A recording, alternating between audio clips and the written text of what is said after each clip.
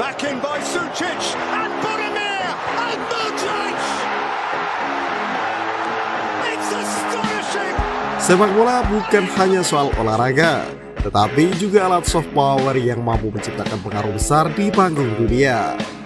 Dua negara adidaya, China dan Amerika Serikat, kini berlomba menancapkan kukunya dalam dunia sepak bola. Meskipun pendekatan keduanya berbeda, baik China maupun Amerika memiliki visi besar menjadikan sepak bola sebagai senjata strategis dalam membangun citra dan pengaruh global mereka.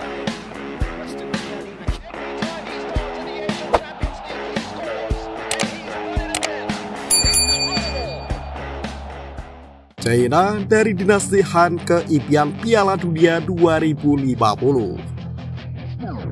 China, negeri dengan sejarah panjang, sering disebut sebagai tempat kelahiran awal permainan mirip sepak bola melalui cucu pada masa dinasti Han.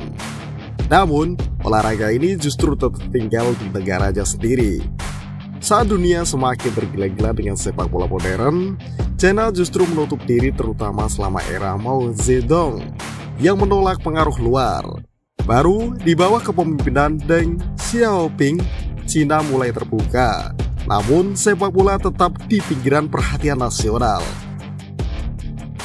Semua berubah ketika Xi Jinping naik ke tampuk kekuasaan. Presiden ke-7 ini tak hanya peduli soal ekonomi dan politik, tetapi juga menjadikan sepak bola sebagai pilar strategi globalnya.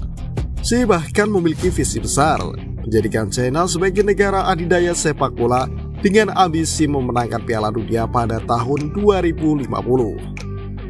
Pada awalnya, langkah China terlihat menjanjikan.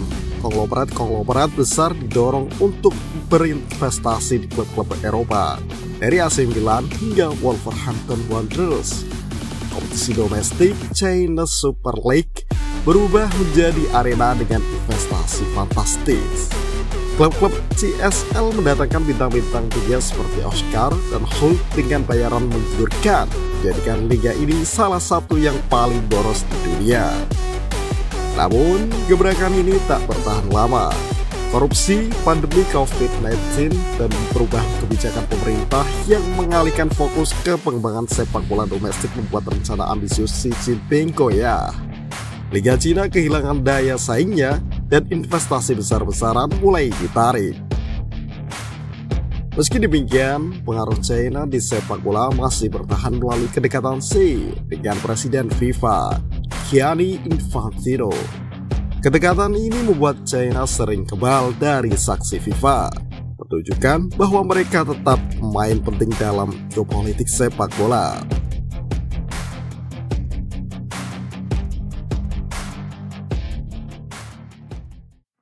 Amerika Serikat dari anti-komunis ke raja investor klub Eropa. Berbeda dengan China, sepak bola bukanlah bagian dari DNA Amerika Serikat. Di era Perang Dingin, olahraga ini bahkan dianggap sebagai permainan komunis. Orang Amerika lebih memilih olahraga seperti American football, bola basket, dan bisbol yang dianggap lebih sesuai dengan budaya mereka. Namun semua mulai berubah ketika Pele datang membela New York Cosmos pada tahun 1975. Kehadiran legenda Brasil itu membuka mata orang Amerika tentang daya tarik sepak bola. Momen besar lainnya datang saat Amerika menjadi tuan rumah Piala Dunia 1994.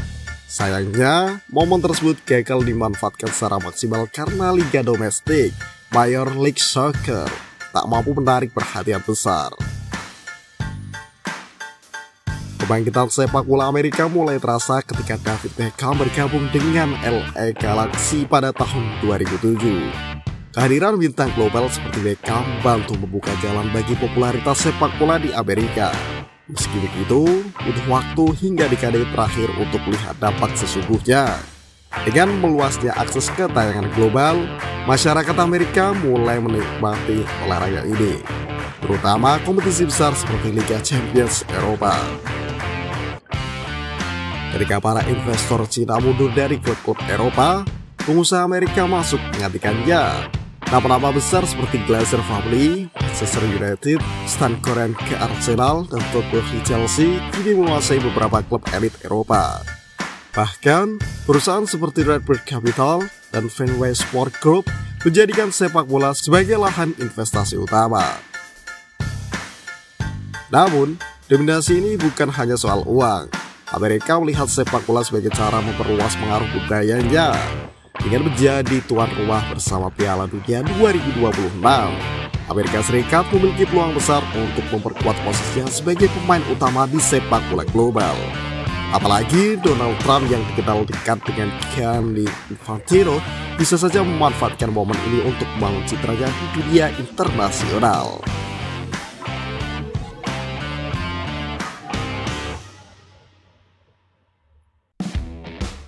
Lalu, siapa yang akan menang?